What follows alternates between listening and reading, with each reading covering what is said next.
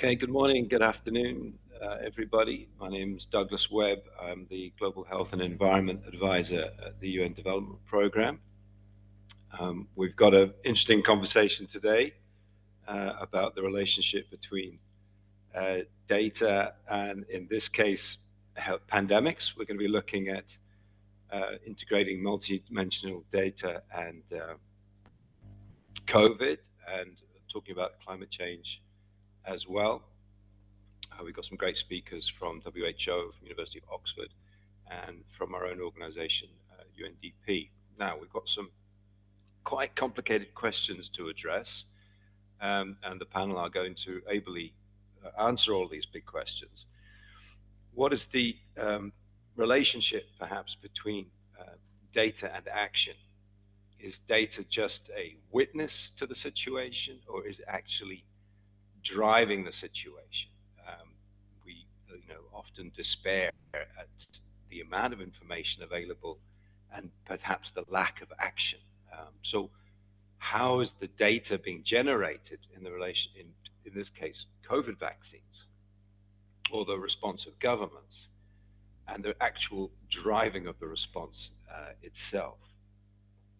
Secondly, what is the value, of data in achieving optimal efficiency? What is the iteration? How does data calibrate, change the operations of the machine? What is the sensibility or sensitivity in the system? How quickly can data be brought into the way that the machine is operating to achieve efficiencies? And we'll be interested in some of the lessons in that respect.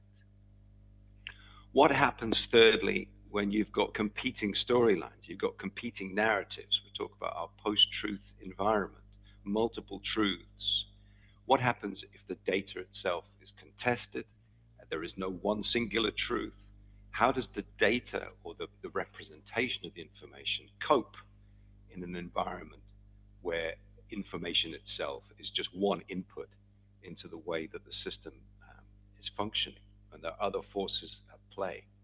Fourthly, if vaccines in this case are a global public good, what is the relationship with the global market?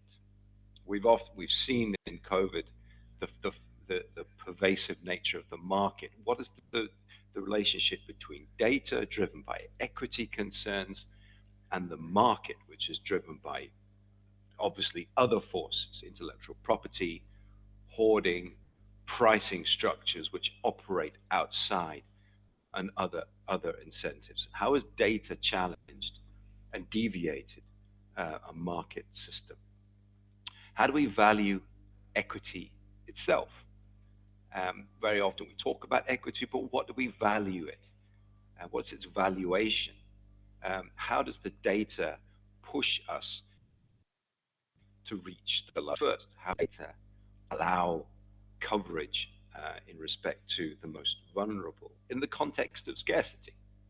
This challenges us all the time to understand the relationship between information provision, generation, and justice.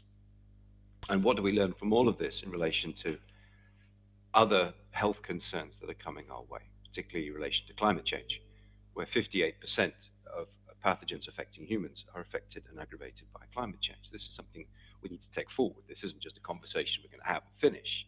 This is something we're taking forward. So luckily, our panel is going to answer all these questions really simply in their short 5-minute segments. We're going to start with Teresa Martins, who's an economic policy specialist, colleague of UNDP, who's going to be talking about the equity dashboard. Teresa, welcome. Over to you. Thank you, Doug. Hello, everyone, and thank you for joining. I'll be presenting on our work as part of the Data for Vaccine Equity offer. Next slide. The COVID pandemic led to a significant increase in the use of data and graphs to track the spread of the virus and communicate information to the public. I'm sure we can all remember the various graphs and charts that were used to show the number of cases, deaths, and hospitalization. What was missing was a place to leverage this data to action around issues of vaccine equity and an equitable recovery from the pandemic. To fill this gap, we developed the Global Dashboard for Vaccine Equity, a tool co-developed with WHO and the University of Oxford that combines the latest data on the rollout of COVID-19 vaccines with the most recent socioeconomic information. It aims to blend vaccine equity advocacy and provide actionable insights and possibilities to dive into the causes and effects of vaccine inequity on socioeconomic recovery, jobs, welfare, and health. Next slide. The three main building blocks in the success of this dashboard were data generation, partnerships, and insights via data storytelling. And I'll go into more details in each of these in the next slides. We can go to the next slide, please. So when this work started in early 2021, while there was lots of health data, there were still significant data gaps in how we understood vaccine equity globally. We coordinated with WHO, UNICEF, and the University of Oxford to leverage expertise and data infrastructures to source and enhance from multiple data sources. To fill the gaps on measuring what we considered the accessibility and affordability of vaccines, UNDP launched a survey to collect information on vaccine access and allocation. We did this for 6 rounds across 248 countries. Over the last 2 years, the dashboard has continuously been updated, not just with new data, but also with new indicators on how we measure vaccine equity and the rollout of the vaccines and the COVID-19 recovery. For example, we included data on vaccine absorption capacity of countries, which wasn't a significant challenge in 2021, but a leading one in 2022. We did this through measuring indicators such as vaccine willingness and utilization rates. Currently, the dashboard provides data across 30 different indicators on vaccine accessibility and affordability. Next slide.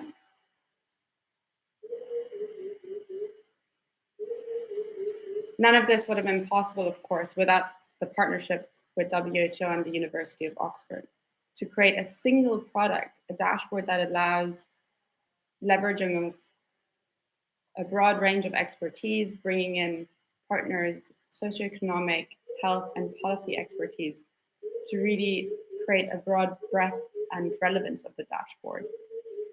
The partnerships also allowed for synergies, the ever important timeliness and accuracy of the data.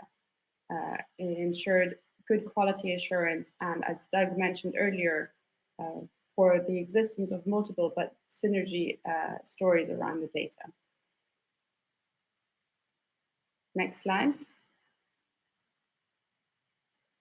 What you can see on your screen now is the tool itself. This is a web-based tool which sits on UNDP's Data Futures platform. The 30 indicators can be selected on the left-hand side and overlaid in a global map to provide a more nuanced picture of this data across the world.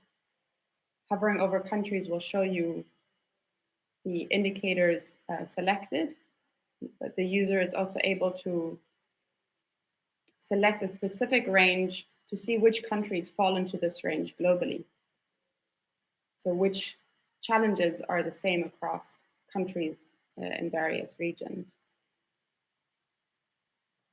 I encourage everyone to explore this tool after this webinar and send us any questions that you might have on the data.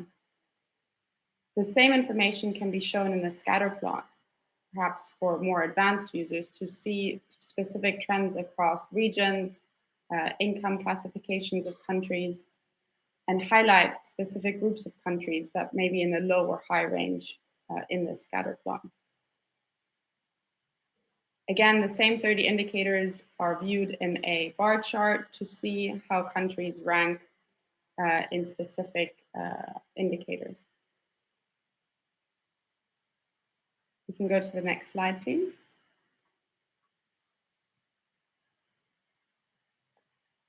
However, we know that a global dashboard can only take us so far in terms of pulling out insights from the data. To fill this gap, we created curated insight pieces. These were policy briefs using the 30 indicators and the types of trends that we saw in the data, and provided deeper dives into key issues and impacts on vaccine inequity, such as the impacts on labor markets and economic recovery, advocating for speed in vaccinating the most vulnerable. So these policy briefs were much more nuanced and unpacking the story that the data was showing. Next slide.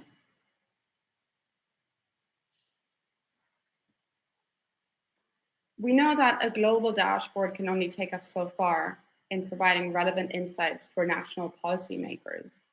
For this reason, we explored the use of hyperlocal subnational data to inform insights around vaccine equity at the subnational level. We piloted this in 5 countries to support effective national vaccine distribution, targeting based on the population's exposure risks and health, demographic, and socioeconomic vulnerabilities. This technology was later incorporated into a larger UNDP initiative called the GeoHub. From significant positive feedback from governments and partner organizations in the effectiveness of the use of geoinformation systems in their policy work. So for example, the GeoHub now integrates with a much larger set of data and can be actioned at any point.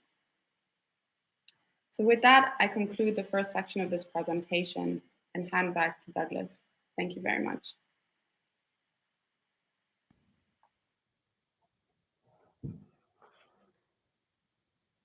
Thanks, Teresa. Continue. Thanks, Teresa. Very interesting. I mean, the first thought I've got is that this analytics and hyperlocal analytics, as you call it, is relevant not just for vaccines but for universal health coverage more generally. I mean, the applications presumably are quite manifold. Maybe we could talk about that in terms of its uses beyond just vaccination coverage. For those online, if you've got questions, please put them in the chat, and our panel will address them at the end. So please speak up and don't hold back. We're going to go on to our colleagues at our partners at WHO. And Donald Brooks is the COVID vaccination data lead at WHO, and Georgios Stathopoulos is in the COVAX team. Done sterling work throughout this period, and going to describe all the hard work they've done.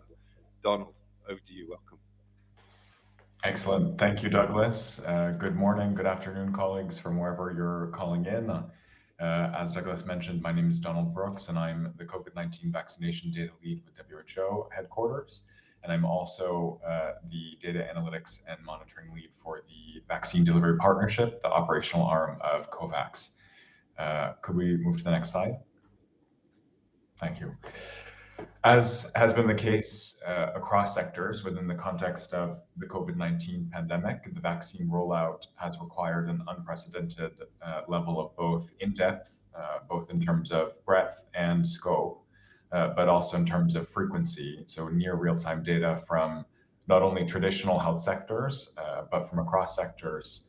And this has led to a situation where, in the context of the COVID-19 vaccine rollout, we've had more data for a vaccine rollout than ever in history. These data have been essential for a number of uses, and as was alluded to at the beginning, very much seeking to drive programmatic decision-making as opposed to simply describing the vaccine rollout.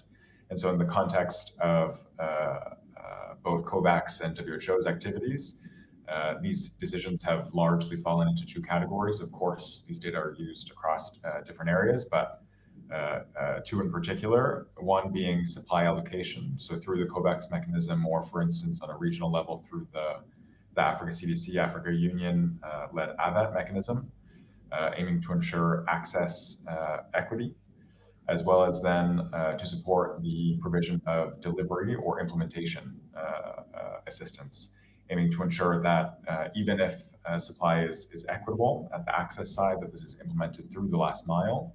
And this has included steering decisions relating to the allocation of delivery financing through provision of technical assistance as well, and more recently to target the organization of specific political advocacy missions to work directly with governments. And these data have been crucial throughout the vaccine rollout, both in the planning phase as well as throughout the implementation. Next slide, please. And so recognizing both the need for these data within WHO and across partners and in fulfillment of, in particular, WHO's mandate of monitoring health trends globally. WHO very quickly worked with partners, UNICEF, UNDP, and others, to set up a number of systems to collect key information regarding the COVID-19 vaccine rollout, in addition to the other systems collecting information generally on the pandemic. These systems were updated weekly or monthly, depending on the specific data points. And as in an effort to advance both the global rollout of the COVID-19 vaccine and accelerate reaching priority populations, but also preventing duplicative data collection processes, recognizing that member states are overburdened. Healthcare workers are not only responding to the COVID-19 pandemic, rolling out the COVID-19 vaccine, but in many cases addressing multiple emergencies, Marburg in some cases, cholera in other cases, recognizing that any additional reporting requirement, whether that's from WHO, from UNICEF, from UNDP, from partners, is time that could be spent doing other things. And so in this spirit, WHO made the data that were being collected through these WHO and partner-led mechanisms publicly available, both via the web and via API connections, which allowed integration into a number of different data applications, like the one we're discussing here today, the UNDP, WHO, and University of Oxford collaboration in the context of this dashboard. And this graphic is just a brief description of how these data flow really from the point of service delivery with vaccination, so health facility, all the way to us at global level. Next slide, please. And so, as is the theme of this talk, multidimensional data have been key in identifying bottlenecks throughout the COVID-19 vaccine implementation, from introduction all the way through until now. And largely, we've relied on measures of vaccine uptake to indicate program performance across geographies. And in the beginning, this was a daily vaccination rate, how many doses were being administered per day, per geography, as an indicator of quote-unquote absorption capacity. And projections were made on these figures to understand how many doses could be absorbed by a particular geography per unit time. And of course, more mid-vaccine rollout, a shift towards using coverage as the primary uptake measure.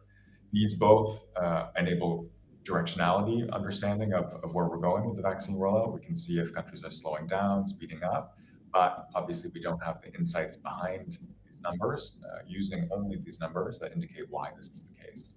And so this is where at WHO it's been key, WHO partners, I think I speak broadly, to layer multidimensional data on top of these very directional figures. And this has included supply information coming from, in large part, an IMF, WHO collaboration on expected supply, from UNICEF collecting via their market assessments, vaccine demand and confidence information coming from the RCCE collective service, and external delivery financing data coming from UNICEF and other partners.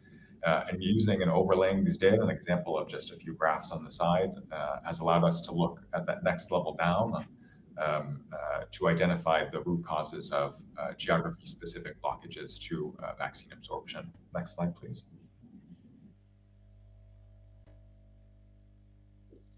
And so very quickly, and I realize I'm running out of time, so please do ask me any questions during the question and answer session. But very quickly, we noticed, as I mentioned, healthcare workers have been overburdened throughout the COVID-19 pandemic, and this has resulted in issues collecting certain kinds of data. And so this has made establishment, quote unquote, of a single source of COVID-19 vaccination data very difficult. And it has required that more than ever before, I think across COVID-19, across the vaccine rollout, this has been an extraordinary example of interagency and interpartner coordination. But I posit that data was one of the strongest coordinations because different organizations, whether that's WHO, UNICEF, UNDP, NGOs, governments, all have different mandate structures, arrangements that give them unique advantages, which makes collecting certain kinds of data easier for each of these organizations. UNICEF, for instance, has particular capacities in supply data. WHO has particular capacities in uptake data. And this has resulted in not necessarily a single source of truth where a one-stop shop, everyone globally can access these data, but instead an interconnected web of different data sources that need to be pulled together, connected in order to create this full picture. Next slide, please. And just so to wrap up before handing over to my colleague Georgios, we've learned a considerable deal, obviously, in the context of the COVID-19 vaccine rollout, both for future vaccine introductions in adults, but also in particular in pandemic contexts. One clear learning is the need to invest in immunization monitoring systems in general. This should be our priority always. The demands placed on these systems in the context of the vaccine rollout for COVID has exacerbated and showed long-term weaknesses coming from underinvestment in these areas. Second, we need to leverage these comparative and organizational advantages in collecting data, recognizing that a mosaic approach of interconnectedness between data sources is likely more efficient than trying to strive for a single source of truth, especially in emergency context.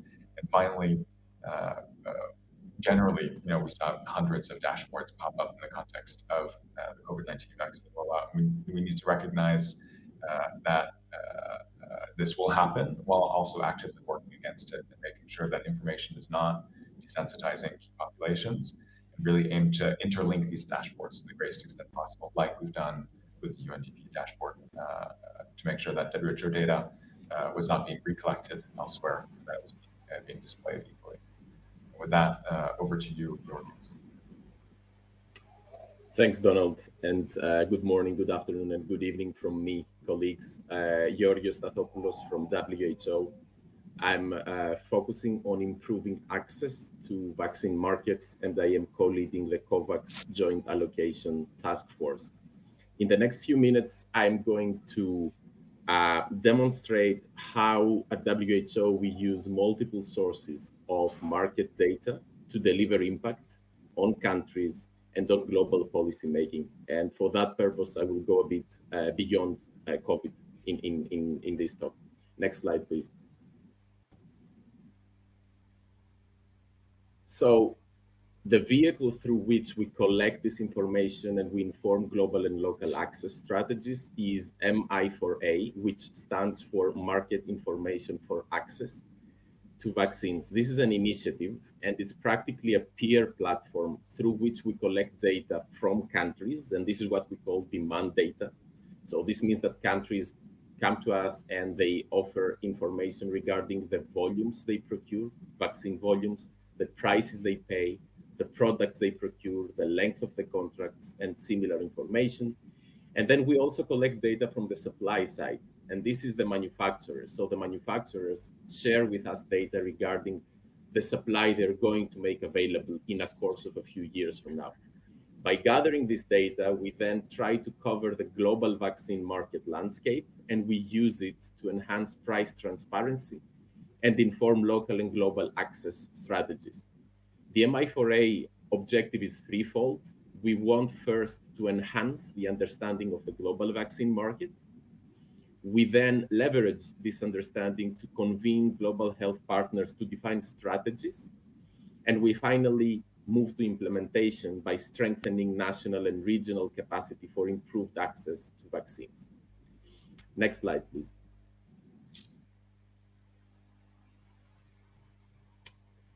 You can see here a snapshot of a screenshot, actually, of what the database looks like at the moment. So the database is available online. You have the link on the right-hand side of the page. It's currently an Excel file, and we are in the process of building a dashboard to be able to better visualize the information that's in there. It's important to say that country information is countries are anonymized in the information that we share. And this information can be filtered by region, income group, other criteria based on the analysis that one wants to conduct. Next slide, please. So let me now take a couple of minutes to focus on impact. So countries do leverage MI4A data for vaccine procurement, and there are some representative examples below. I'm just going to focus on a couple. So Eswatini has used and uses the data through which they have achieved about $1.3 million yearly savings by moving from self-procuring to procuring through UNICEF, which in turn resulted in lowering their prices for 90% of their vaccines. Similar in North Macedonia, the country used the MI4A data to inform a decision to switch HPV manufacturers, resulting in paying 23% of the original price. And similarly with Estonia, Latvia, and Lithuania, they have achieved savings between 17 and 25% on the very right by lowering the price for the rotavirus vaccines that they procure. Finally, in the next slide, I'm going to touch upon the global impact that we have by analyzing this data. So this data was used last year to compare the global vaccine market landscape prior to the pandemic, 2019, and during the pandemic, 2021. This resulted in a call to action that was launched by the Director General of WHO. By leveraging data from more than 180 member states and 94 manufacturers, we identified key issues that prevent equitable access to vaccines already existing with other vaccines, that there were just issues that were deteriorated and made more visible during the COVID-19 pandemic. So to summarize, data can be used to deliver impact from the country level to the regional level up to global policy making. I'll stop here. Thank you.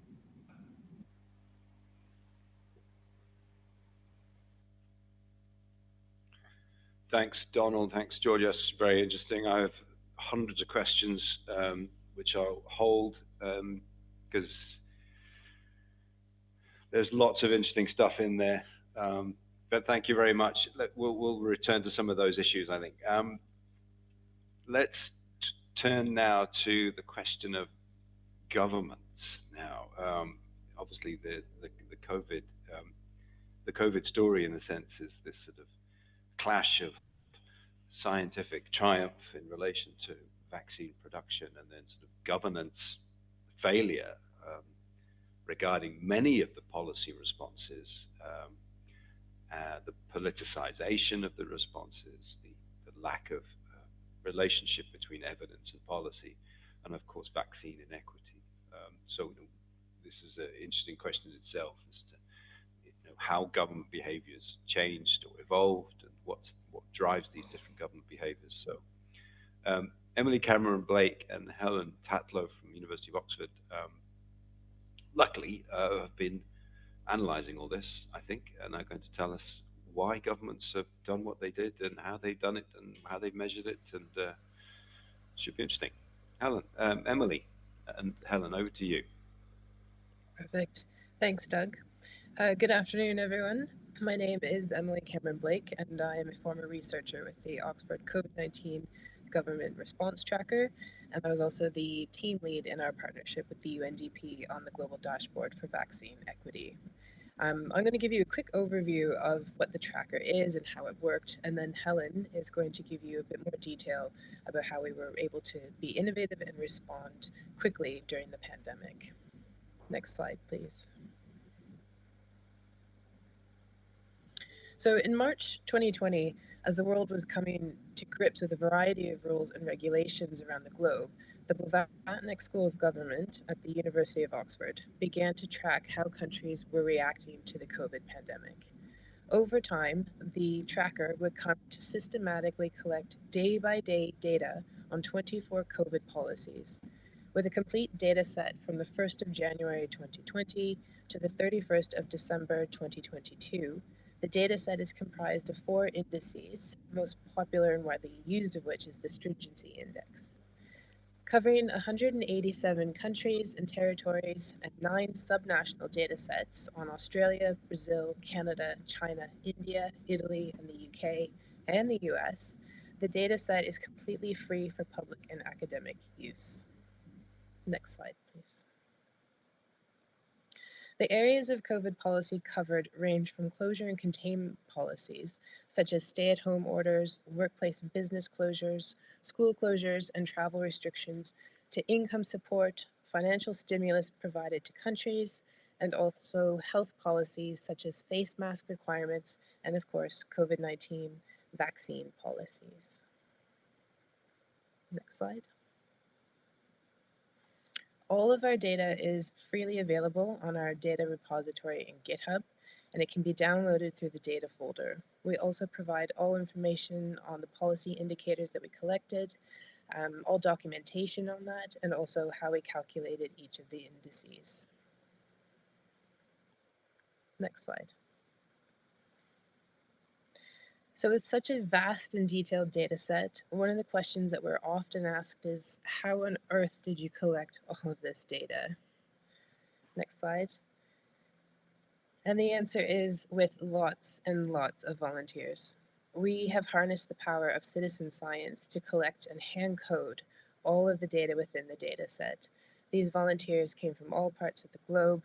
They spoke over 100 different languages, and it really allowed us to understand both policies on the ground and the context in which those policies existed. And this allowed for improved data collection. Next slide. These were also specially trained volunteers. In order to ensure a consistency of training and therefore data quality, we designed and created a bespoke online training course for all new volunteers. This course taught each new data contributor about the data that we collect, how to find quality data and policy sources, how to use the bespoke database user interface to enter data, and it also tested them on their policy interpretation.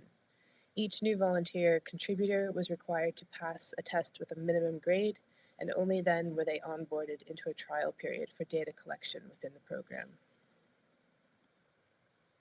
Next slide. Our dataset has had international impact over the past 3 years and continues to be cited by academic journals on a daily basis. We have worked with the UK Cabinet Office, informing them on what and how other countries were responding to the pandemic. We have researched the impact of COVID-19 policies on the health of Canadians with Health Canada, and we have partnered and worked with the OECD, the CDC, and the UNDP on various data collection projects. Our data has also been used in news publications all over the world and continues to be. Next slide. Our Nature Human Behavior resource paper has had more than 2,000 academic citations. We've produced 8 working papers through the project, and we have another resource article in the works. Next slide. But it's the partnerships that we've created that have really allowed further impact of this data. Our World in Data imports our data for visualizations, and this really improves the ability to tell a story with the data. Included on this slide is an example of one of our policy indicators, stay-at-home requirements. And you can see just how varied this policy was over time from the 1st of January until March of 2022. Next slide. Now I'm going to hand over to my colleague Helen, and she's going to give you more information on how we were able to be innovative. Thanks very much, Emily. So, as the pandemic evolved, new policies were introduced in the majority of countries, meaning that we needed to adapt our database and create new indicators to track these. As such, we added data tracking policies on face mask and elderly care home policies. As vaccines passed trials in 2021 and vaccination policies began to be rolled out, the Oxford Group was in a position to develop a new database to collect and publish these to compare and contrast policies in different countries and subnational jurisdictions. Next slide. We weren't the only ones that decided to track and publish data relating to COVID-19 vaccines. The organisations you see on the slide also tracked a wide range of variables and published these largely in real time. These included the number of doses administered, the number of people receiving doses, and which specific vaccine brands were in which clinical trial phase. Next. The table on the left here shows in further detail what data were being collected at the time. As a group focusing on public policy, we had been unable to find any sources that were systematically tracking the information in the table on the right. We knew we needed to move quickly to mobilise our team and volunteer resources to collect this data to inform policy response and capture and archive the information which we collected from freely available online sources before it became impossible to retrace the story of what had happened where, when, and to whom. We focused on the top 4 in the right-hand table here and devised 4 new vaccination policy indicators to track and collect data that was freely available, and published this cross-national and longitudinal data in real time and made it available on GitHub. Next. Our new dataset was composed of the 4 indicators you see on this slide, reporting national level COVID-19 vaccination policies for 53 categories. These categories included general and at-risk age groups, occupational categories based on exposure and transmission, medical categories based on vulnerability, and socially vulnerable categories. And these categories really closely reflected those listed in the World Health Organization SAGE values framework. They aim to standardize policies to enable comparison between countries. So our first indicator, which we called V1 very imaginatively, records which of these population groups were prioritized for vaccination and in which order. And one of our key findings from our analysis was that eliminator countries, so those that aim to prevent the virus from entering the country and community transmission, these tended to prioritize the vaccination of border workers and economic sectors first, while in contrast, mitigator countries, so those that aim to reduce the impact of community transmission, tended to prioritize the elderly and healthcare sectors for the first round of COVID-19 vaccinations. Our second indicator reports which groups were actually receiving vaccinations on what date. Our third indicator reported the cost to the individual, and interestingly, we found that nearly all countries provided the vaccine free of charge to individuals at the point of delivery. Our fourth indicator tracked the existence of a requirement for categories of people to be mandated for vaccination as part of citizenship or occupation. In addition to these 4 indicators, following the emergence of vaccine passports or vaccine certificates, which afforded different freedoms to those with or without proof of vaccination, we also observed the need to reconfigure our entire database, which tracks non-pharmaceutical interventions to reflect these different policies. So in March 2022, the Oxford dataset and data structure was altered to entirely change the structure to reflect both policies for vaccinated and non-vaccinated people. Next slide, please. So the image on this slide shows the difference in stringency for those who were and were not vaccinated, with the red line showing the highest stringency for the non-vaccinated population and restrictions on their daily lives as a result. Critically, we see that these passports and certificates are very different to mandatory vaccination policies. Next slide. The Oxford Group formed a partnership with the UNDP in 2021. Next. Our partnership highlighted the value of uniting multidimensional data to tackle complex problems, and we championed sharing expertise and mobilizing to collect data really rapidly in a crisis. Our jurisdiction day data format purposely facilitates merging with public health data sources to allow for the interplay of assessment of vaccination programs within the broader context of vaccine rollout. Next. We believe that the systematic tracking of COVID-19 vaccination policies and their variation, as well as combining these data with other data sources, is absolutely critical to understand and compare the strategies that countries undertook. There are many questions remaining, as you see on this slide, and much more data to be collected. Pandemic truly did highlight the value of multidimensional data harnessed to inform policy response in real time and to enable us to learn lessons for future pandemic response. Thank you.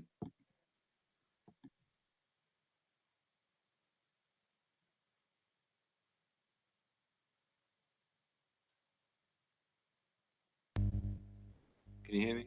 Thank you, Emily. Thank you, Helen. Very interesting stuff.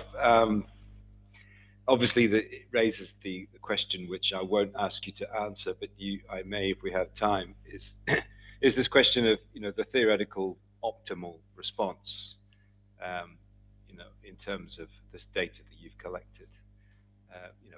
Does such an optimal theoretical response exist, given the way the virus moves, evolves, cultural variabilities, the relationships between the citizenry and the state, and how cultures differ in that respect, in relationships to connect, loose cultural looseness or tightness, freedoms, and so on. I mean, this is what's optimal in one context is suboptimal somewhere else, but the virus doesn't care in that respect. So this is it's fascinating to try and calibrate a range of policy options within, but obviously maybe the optimal is a theoretical pinnacle that maybe doesn't exist.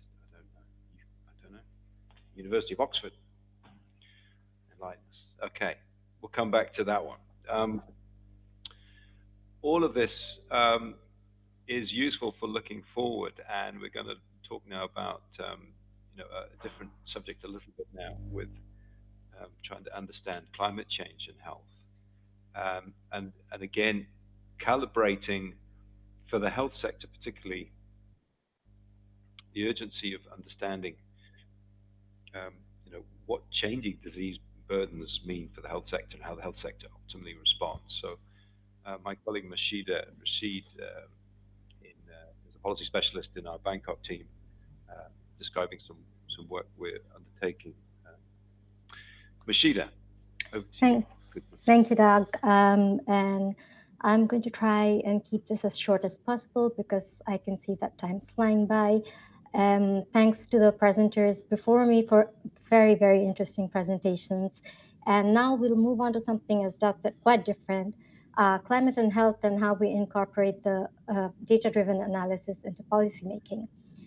Next slide, please.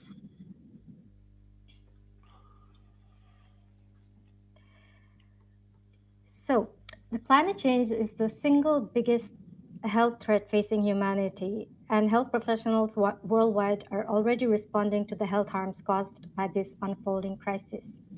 While no one is safe from these risks, the people whose health is being harmed first and worst by the climate crisis are the people who contribute least to its causes and who are least able to protect themselves and their families against it, people in low income and in disadvantaged countries and communities and populations. Next, please. The climate crisis threatens to undo the last 50 years of progress in development, global health, and poverty reduction, and to further widen existing health inequalities between and within populations. It severely jeopardizes the realization of UHC in various ways, including by compounding the existing burden of disease and by exacerbating existing barriers to access health services, often at the times when they're most needed. Over 930 million people, around 12% of the world's population, spend at least 10% of their household budget to pay for healthcare. And with the poorest people largely uninsured, health shocks and stresses already currently push around 100 million people into poverty every year, with the impacts of climate change worsening this trend. Next slide, please.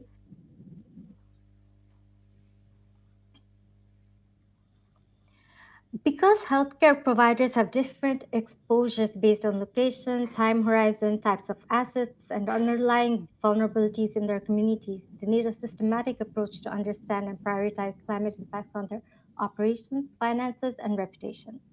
A first step is to understand which particular threats are faced where.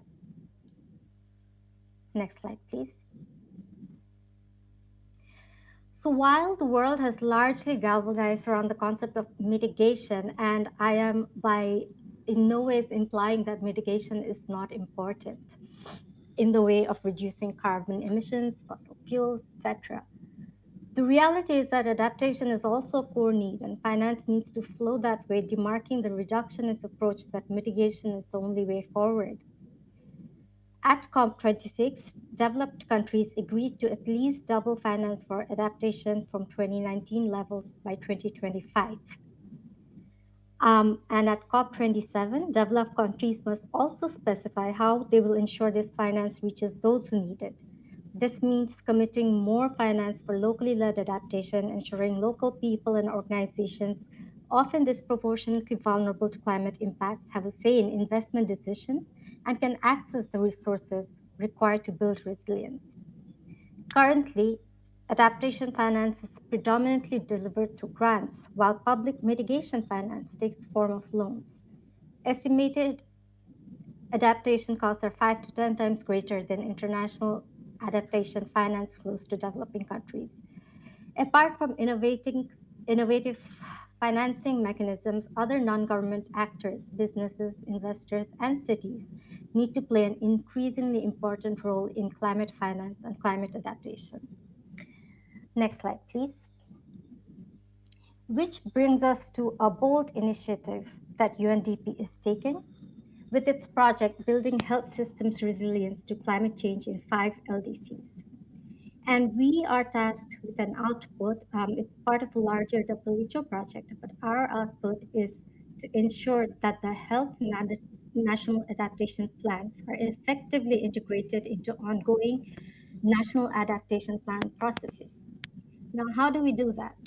Under this, we will try and provide training and technical support for ministries of health to conduct economist analysis to inform integration of health into adaptation planning and budgeting, and training and tech support for designing and developing bankable projects to secure public or other finance. Specifically, support will focus on data collection and analysis to support technical officers and decision makers to better quantify needs and costs related to climate change and health planning. This will inform annual planning and budgeting processes to support adequate resource mobilization from public or other resources. The outputs will result in 5 individual country investment cases in 5 countries: Bangladesh, Cambodia, Nepal, Laos, PTR, and Timor-Leste. And it will include an economic and equity analysis backed by an institutional context analysis to be used as an evidence base to support investment plans for countries to build climate resilient health systems. Next slide, please. Now, there is a reason why we call this a bold initiative, and I'll come to that later. But right now, we're in the process of developing a methodology with UNDP's in-house economists and data analysts to measure the risk for climate-related diseases and conditions and the costs of inaction if proper interventions are not taken. In short, UNDP will model the future burden of the leading climate-related health risks by assessing the historical relationship between climatic variables, for example, temperature, precipitation, and health, morbidity, and mortality. The resulting exposure response functions, that is, by how much morbidity from a given disease increases for each unit increase in temperature or precipitation, will then be used to determine how the anticipated changes in climate will affect health by mid-century in terms of projected cases and deaths. So just to note, we currently have methods for heat stress, diarrheal diseases, malaria and dengue, inland river flooding, coastal flooding, and undernutrition and stunting. We are doing additional research to try to account for some of the relationships between these and for the inclusion of effects of saline nutrition on non-communicable diseases.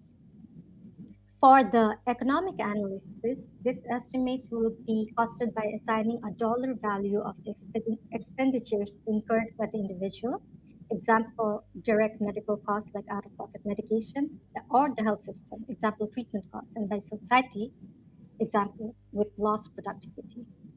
These business as usual estimates will then be compared against the anticipated health burden in a counterfactual scenario in which countries are able to invest in cost-effective adaptation programs as well as the changes in cost.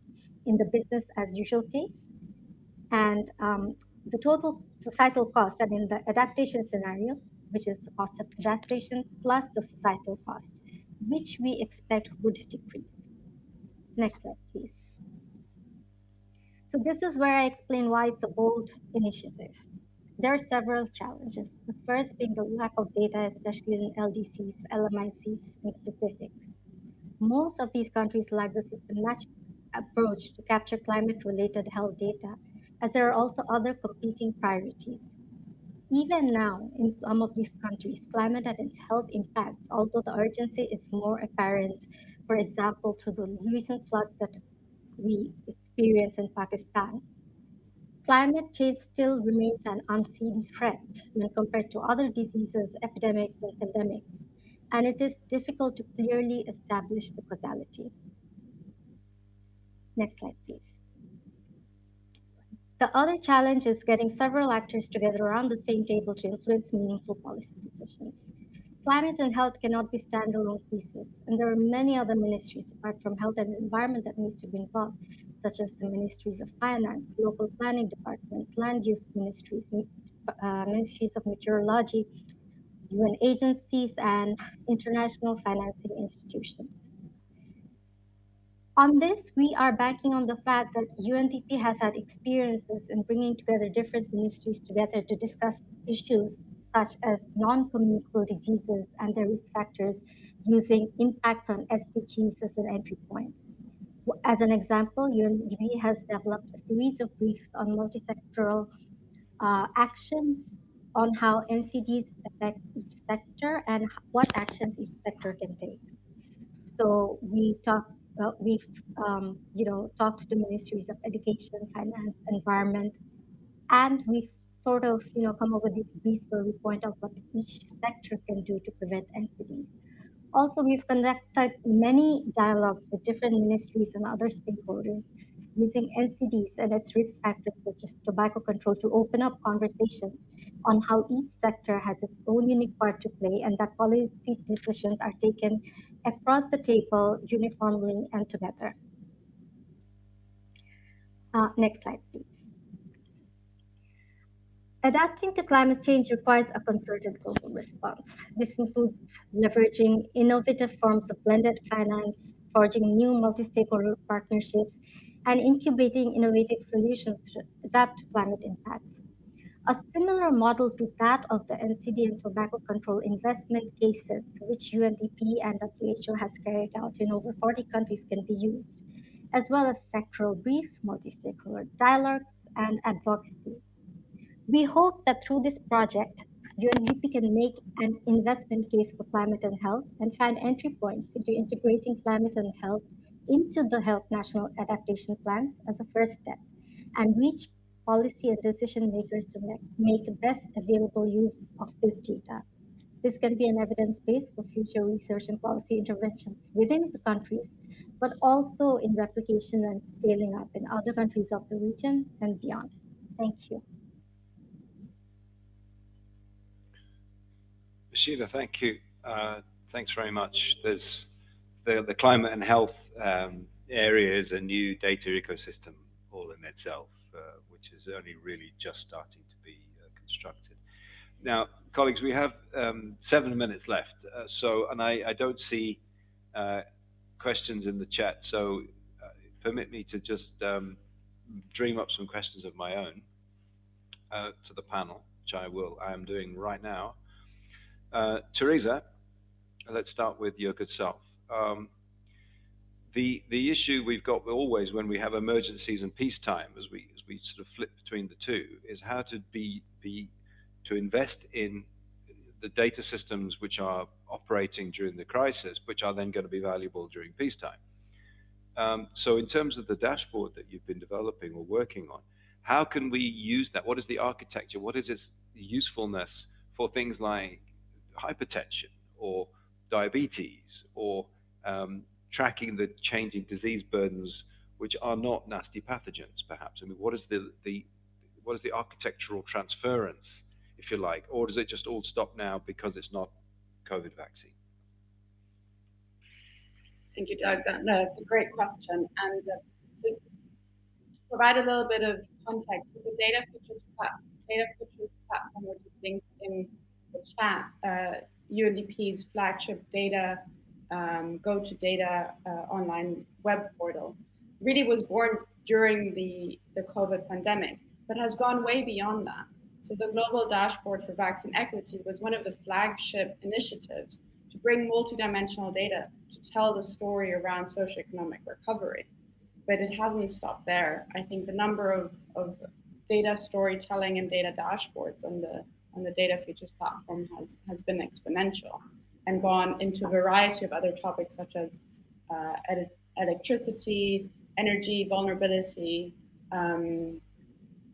gender, and across the SDGs and UNDP's signature solutions. And then on the hyperlocal work, we did get a lot of positive feedback from governments during the pandemic that subnational geoinformation system is very useful.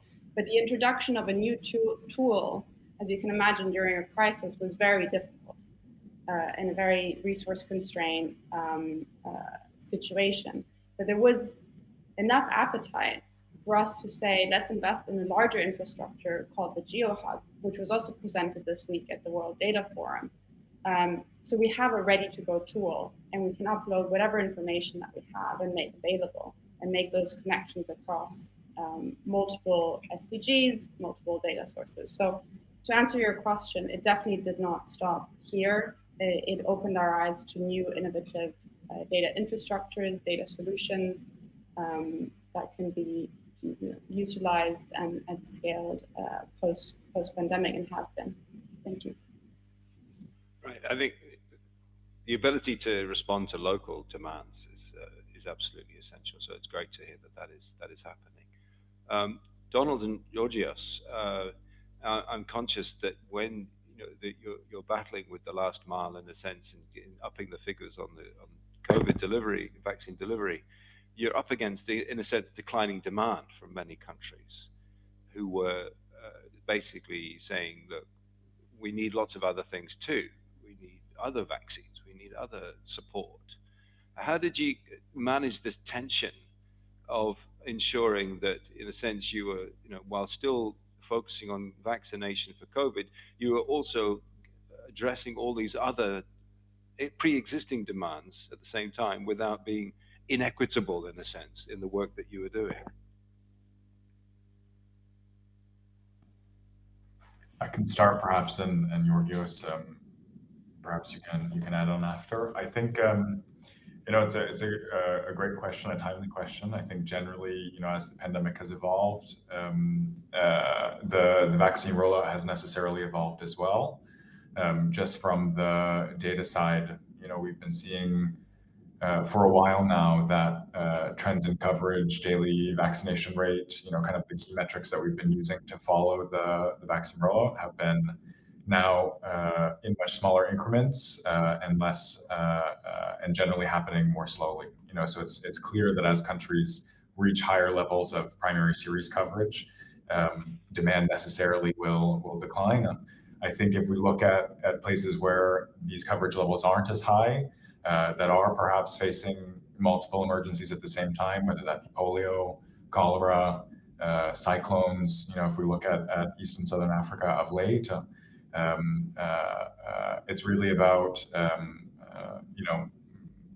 supporting country level decision making, planning and supporting countries in prioritizing and recognizing that there is a need to prioritize, especially as COVID related resources dwindle, both financially and in terms of technical assistance and human resources.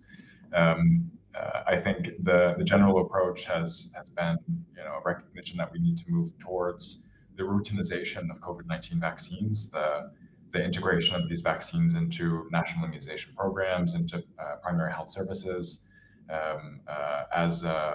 and away from, in many cases, vertical COVID-19 vaccine programs, which are very resource intensive and difficult to sustain in the long term, especially as resource flows are diverted elsewhere as the pandemic continues to evolve.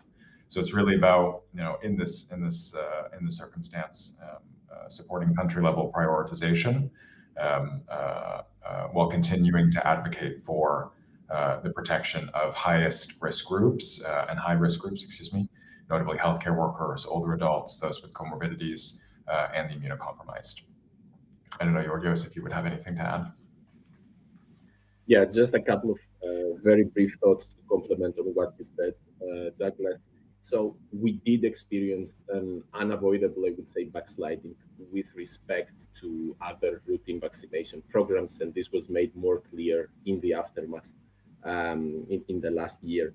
There are catch-up efforts, coordinated efforts. They have already been initiated in order to recover to pre-COVID vaccination levels. And those are efforts that are supported and concerted across all partners, including WHO. And at the same time, the policy and the strategy related to COVID-19 vaccination also get updated on a regular basis so as to reflect those new priorities. So as Donald said, we still do encourage countries to continue their COVID vaccination programs, but always taking into account their other priorities as well. And we also encourage them to focus on the groups that need it the most, namely the high-risk groups. A second point I want to make very quickly is it is very important to have this discussion through the country lens and take into account what the countries consider to be their priorities. And there is this has been understood, and there is a more pressing need for taking those decisions bottom up as we go forward. Thanks.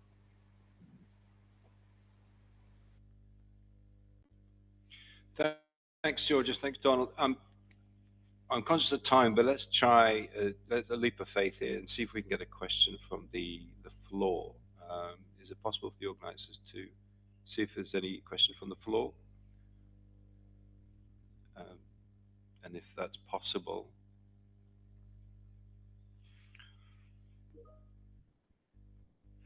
we have a short, and then this will be it, I think, because we're over time already.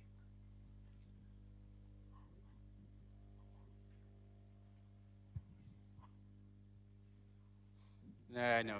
Hi, Doug. I'm checking for you if there's anybody in the room that wants to ask a question. Otherwise, Okay. Can you hear me? All right. There's nobody in the room that has a question, but there's a question in the chat, Doug. I don't know if you can see the chat from Sabina. She was asking, what does each speaker mean by multidimensional? She said for OFI, it means having the data for each person or household, so we can see the joint distribution of deprivations. I don't know if somebody wants to address that. What is multidimensional? Okay, so I'll give each speaker 30 seconds on what is multidimensional. So it's not just lip service, but real. And then we'll finish. Okay, let's start with Mashida. What is multidimensional to you? 30 seconds. 30 seconds. Okay. The immediate thought that comes to my mind is multidimensional, especially in terms of data. We're talking about data from different sectors, data that we can collaborate together, put together to, answer, one of the wicked problems that we face. Thank you. Different sectors. Okay. We've got Emily or Helen. I'll take that one on. From our perspective on the tracker, the way that we considered multidimensional data was from a few different ways, actually. So first and foremost, we have data from every day of the 3-year period over the COVID pandemic. Of course, it's still ongoing. So we've got jurisdiction day. We also have in our 24 indicators that we collect data on, we have a scale. So most of them have an ordinal scale, and you have a variety of stringency of each of those policies as they pertain to each country and each day. So to us, that's how we've approached the multidimensionality of the data. Okay, thank you. Donald or Georgios?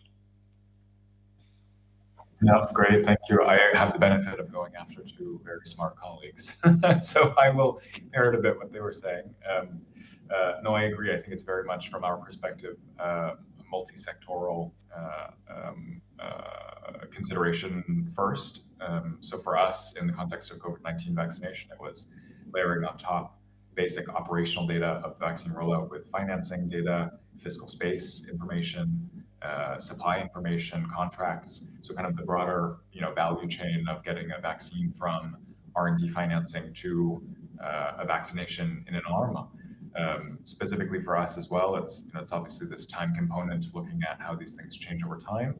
But I think what was really interesting was really the crossing of these multi-sectoral data. So looking at, for instance, based on absorption capacity, supply needed for X period of time, or cost per administering a dose to estimate global financing needs for vaccine delivery. So that's how generally how we've thought about it. Teresa? Thank you, Doug. So I agree with colleagues, of course, the multi-thematic perspective, health, socioeconomic, etc. However, multidimensional on our dashboard also means multidimensional sources. So satellite imagery, household respondents, ministry data, private sector data. So creating a multidimensional source is also important for us when we think about multidimensional data. Thank you. Thank you. Diverse sources, diverse users, but a common sense of value and incentive. So thank you, everybody. Thank you, panel. Very interesting. Thank you, everybody in the room. Sorry we didn't get to you. Babatunde, you did a great job trying there. Thank you, World Data Forum. The conversation continues, and enjoy the rest of your conference, and please check out all the resources that have been described. They're all very valuable things, and we look forward to continuing the conversation and the collaborations. Thanks, everybody. Okay, thank you so much. Thank you so much, Douglas and Andrew and all speakers. Thank you so much for your excellent speech. I think that's the end of our meeting. Thanks, everybody. Thank you all. Thank you. Thanks.